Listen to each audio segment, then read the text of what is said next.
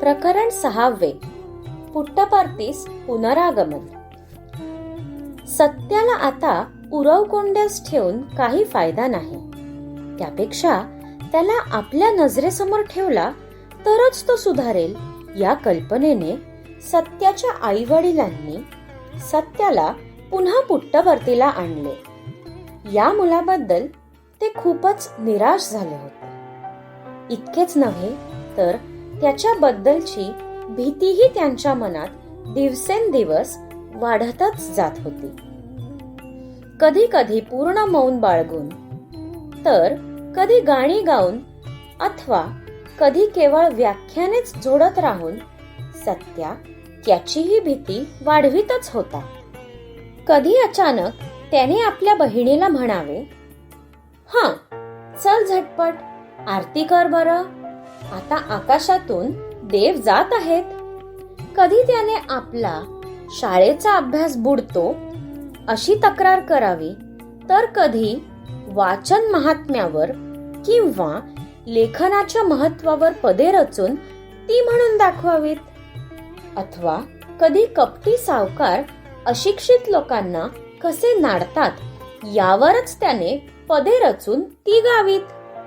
पुट्टपर्तीला परतत असताना वाटेत बेल्लारी आणि धर्मावरम येथील डॉक्टरांनाही सत्याला दाखविण्यात आले. पण ते बिचारे सत्याचे कसले निदान करणार? परमेश्वराची निश्वसिते किंवा त्याच्या आत्म्याचे स्पंदन ऐकण्यास त्यांचा स्टेथोस्कोप समर्थ होता काय? मग सर्वसाधारण मानवी देहाची बंधने तोडू पाहणाऱ्या दिव्य आत्म्याची परीक्षा ते कसे करू शकणार? एके दिवशी सत्याही आपल्या आई वडिलांना म्हणाला, "तुम्ही अशा प्रकारे चिंता का करता? तुम्ही आणखी कोणते डॉक्टर माझ्यासाठी आणणार आहात? ह्या भूतलावर मला बरे करू शकेल असा एकही डॉक्टर किंवा वैद्य नाही." तरीही पोटच्या पुत्राविषयीची माया त्यांना स्वस्थ बसू देत नव्हती. सत्याला त्यांनी पुट्टपर्तीला आणून ठेवलेच होते. येथील खेडवळ लोकांना नेहमीच काही आजार झाला की वाटे कोणीतरी करणी केली आहे अथवा जादूटोणा केला आहे. सत्याचा आजारही या प्रवादास अपवाद नव्हता. म्हणून येथील 2 भक्तांना बोलविण्यात आले. सत्याला ज्या झाडाने धरले होते त्याची कोंबड्यावर किंवा मेंढीवर स्थापना करण्यासाठी एका उस्तादाने एक यादी सादर केली. परंतु ही यादी करण्याच्या गडबडीत तो काही वस्तू घालण्याचे विसरून गेला होता. त्याची हसत हसत सत्याने आठवण करून दिली. सत्याच्या या वर्तनावरून असे वाटते की या अज्ञ लोकांनी केलेले तमाशे खाली मान घालून गंमत अनुभवित निमूटपणे पाहण्याचा निश्चय सत्याने केला असावा. अन्यथा कादरी जवळील ब्राह्मणपल्ली या गावी या 14 वर्षाच्या मुलाने ज्या भयानक यातना सहज सहन केल्या, जे अघोरी उपचार मूग गिळून सहन केले, त्यामागे कोणते कारण होते? सत्याच्या सहनशक्तीची परिसीमाच गाठणारा हा प्रसंग असल्यामुळे तो अधिक विस्तृतपणे कथन केला पाहिजे. सत्याच्या आई वडिलांची अशी कल्पना करून देण्यात आली की ब्राह्मणपल्ली येथे एक शक्तीचा उपासक राहत असून त्याच्यासमोर कोणतेही भूत अथवा पिशाच्च उभे राहू शकत नाही. सत्या पुन्हा शाळेत जाण्याइतका तो मांत्रिक त्याला खडखडीत बरा करील अशी ही खात्री त्यांना देण्यात आली. म्हणून एक बैलगाडी आणण्यात आली, परंतु बैलच पुढे आले नात. तरीही हे लोक पुढे निघाले तेव्हा वाटेत त्यांना अनंत अडचणी आडव्या आल्या. बरोबरच्या लोकांना रस्त्यात ताप आला, काहींना जुलाब होऊ लागले, तर काही भडाभडा ओकू लागले. तरीही कसेबसे करीत ही मंडळी त्या शक्ती उपासकाच्या घरी जाऊन पोहोचली आणि त्यांनी सत्याला त्या मांत्रिकाच्या स्वाधीन केले. तो शक्ती उपासक एक आर्दांड भीतीदायक व्यक्ती होते. खदिरांगारासारखे ते त्याचे लाल भडक डोळे आणि त्याच्या विचित्र हालचाली लोकांच्या पोटात भीतीची धडकीच भरवीत. त्याने आपले प्रयोग करावयास आता सुरुवात केली. प्रथम एक कोंबडा घेऊन त्याला ठार मारले. नंतर त्याने एका मेंढीला मारून तिच्या रक्ताने एक वर्तुळ काढून त्यात त्याने सत्यास बसण्याची आज्ञा केली.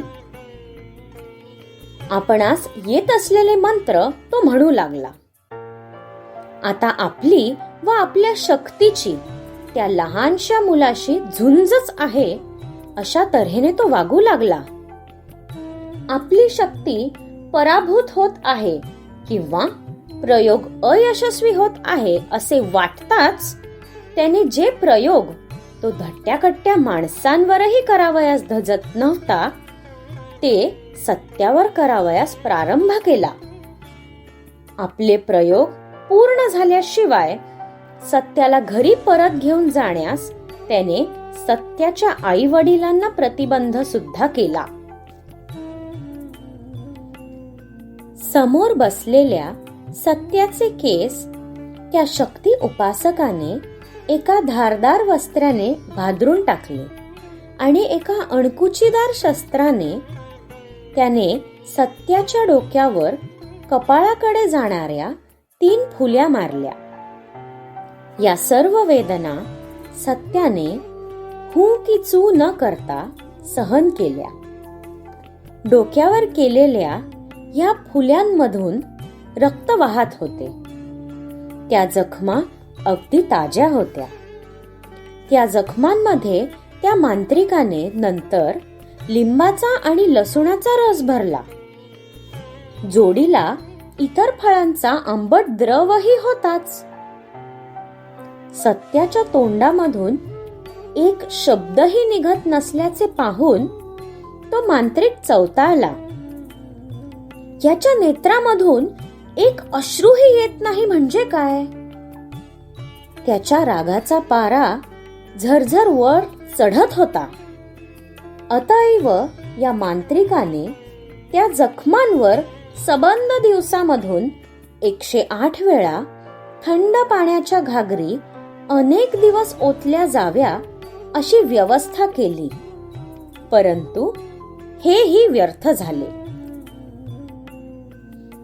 आता त्याच्या भात्यातील सर्व बाण संपत आले होते, पण सत्याला झपाटणारे भूत मात्र पराभूत होण्याचे चिन्ह दिसेना.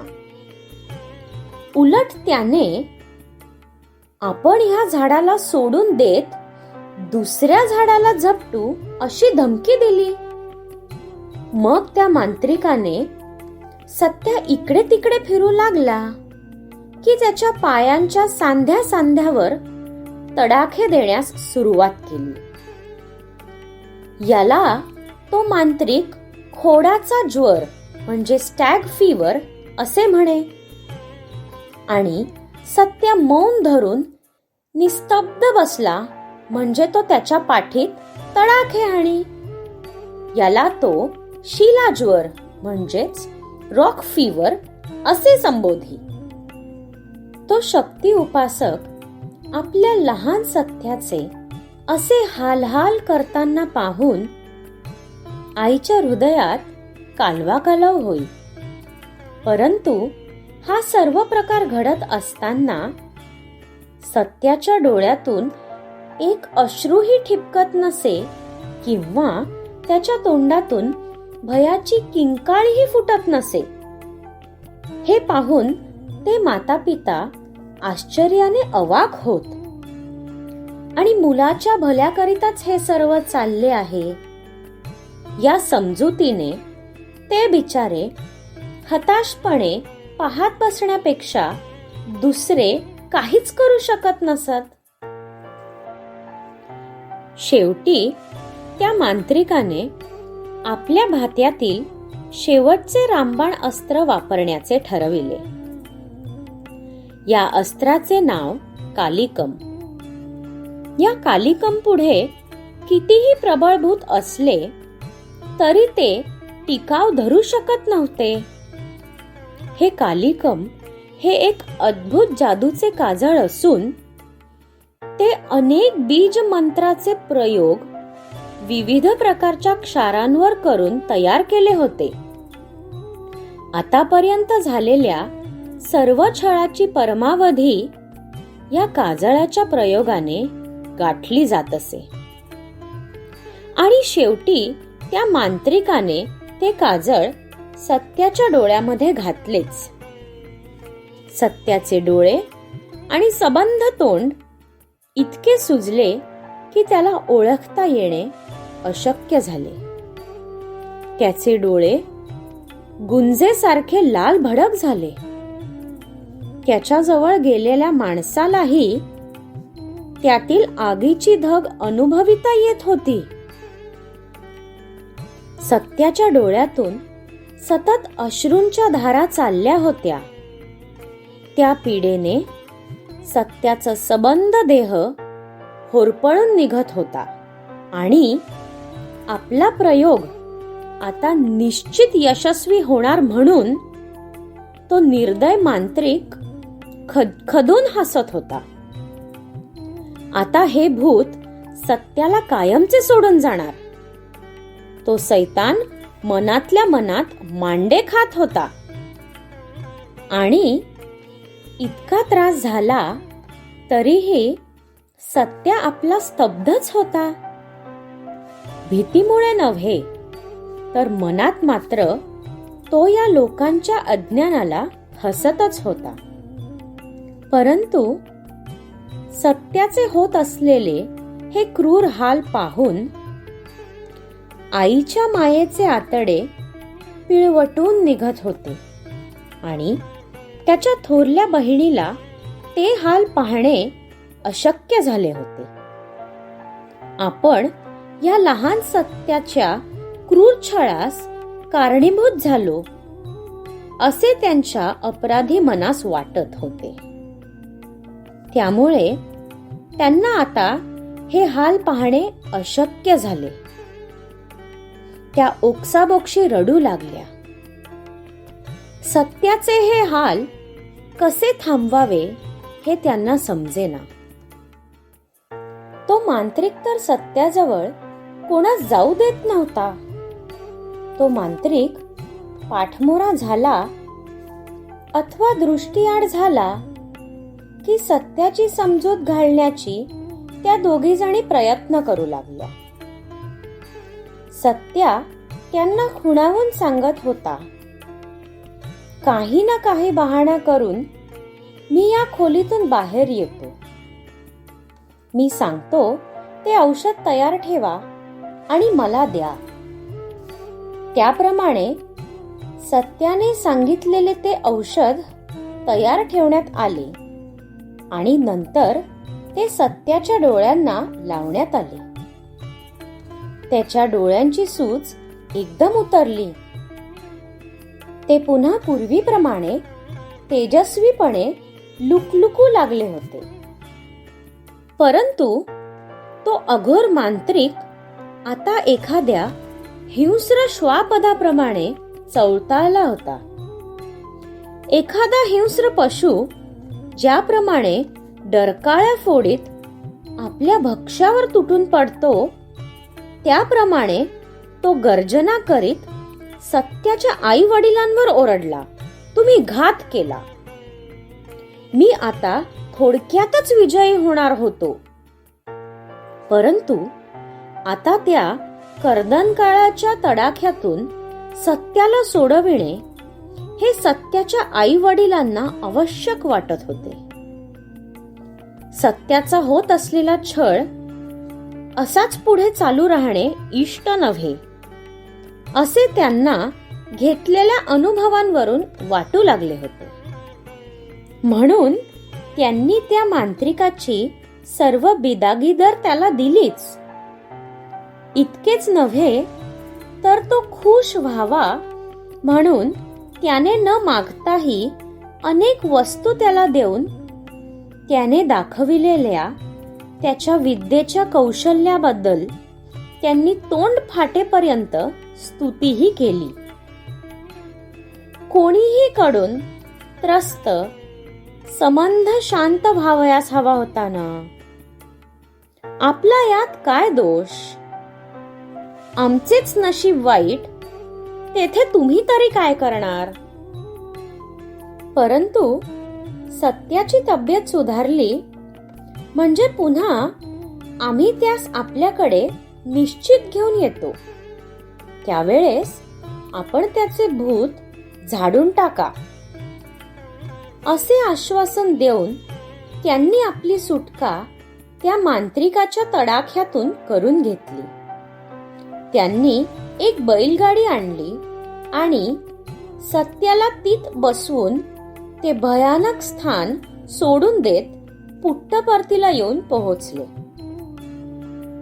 पुट्टपर्तीला घरी येऊन पोहोचल्यानंतर काही दिवसांनी सत्याने सर्वांना विचारले, या भयंकर दिव्यातून ज्या सहनशक्तीने आणि संयमाने हा लहानसा मुलगा बाहेर पडलेला आहे,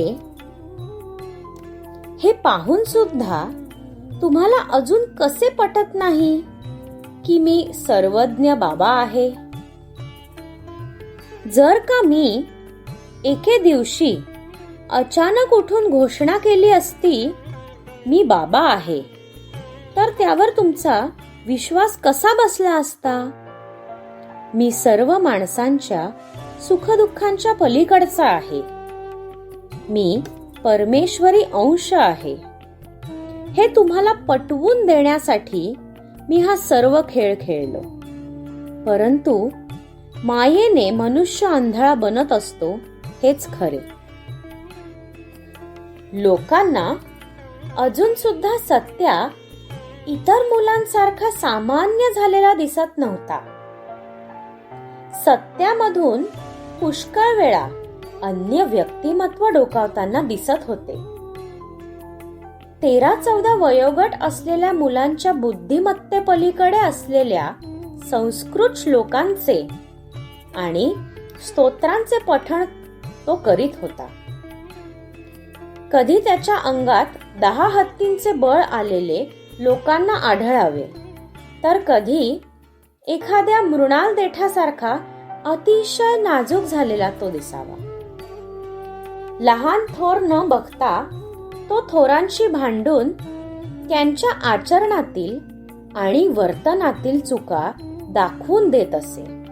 त्यामुळे त्यांना आपल्या माना शर्मेने खाली घालणे प्राप्त होईल. या कुटुंबाच्या हितचिंतकांनी असा सल्ला दिला की गावापासून काहीच मैल दूर असलेल्या एका खेड्यात एक वंदू राहत असून तो अगदी अशाच प्रकारचे रोगी झाडाचा पाला पाचोळा देऊन बरे करतो. म्हणून पुन्हा तोच प्रयोग सुरू झाला. एक बैलगाडी जोडण्यात आली. सत्याला त्या गाडीत बसविण्यात आले आणि आपल्या गळ्यातील घुंगरांच्या नादात बैल नेहमीच्या रुळलेल्या रस्त्याने चालू लागले. सुमारे अर्ध्या तासानंतर आपणास हे लोक कोठेतरी घेऊन जात असल्याचे सत्याच्या लक्षात आले. माघारा घरी चला, मला आता कुठेही जावयाचे नाही, सत्या उद्गारला. आणि काय आश्चर्य, ते बैल जागच्या जागीच थांबले. त्यांच्या शेपट्या कितीही जोराने पिरगाळल्या तरीही ते बैल चालेच ना. सुमारे 1 तासभर त्यांना चालते करण्याचा प्रयत्न लोकांनी केला, परंतु सारे व्यर्थ. शेवटी नाईलाजाने त्यांची गाडी घराकडे वळविण्यात आली आणि पुन्हा आपल्या घुंगरांच्या नादात ते बैल आनंदाने वाटचाल करू लागले. हा प्रयोग आटोपला. आता दुसरा प्रयोग. पेनुकोंड्याचे श्री कृष्णमाचारी या नावाचे एक वकील या कुटुंबाचे स्नेही होते. त्याच्या कानावर सत्याची ही सर्व हकीकत गेली. ते वेंकप्पा राजूंकडे आले. ही सर्व काय भानगड आहे? त्यांनी विचारले आणि वेंकप्पांकडून सर्व परिस्थिती नीट समजावून घेतल्यानंतर ते नदीवर जाऊन शांतपणे विचार करू लागले. खूप विचार केल्यानंतर ते पुन्हा राजूकडे आले व म्हणाले, मला वाटते हे प्रकरण तुम्हास दिसते इतके साधेसुधे नसून त्याला त्वरित घटिकाचलम येथील नृसिंह मंदिरात घेऊन जावे. सत्या बरा होण्याचा हा अगदी शेवटचा उपाय आहे. सत्याने हे भाषण ऐकले आणि तो त्या वकिलांना हसत हसत म्हणाला, काय मजा आहे पहा. मी पूर्वीपासूनच घटिकाचलम येथे आहे. मला तुम्ही माझ्याचकडे घेऊन जाणार आहात काय? परंतु सत्याची उलट तपासणी करण्याच्या भानगडीत श्री कृष्णामाचारी पडले नाहीत. साईराम.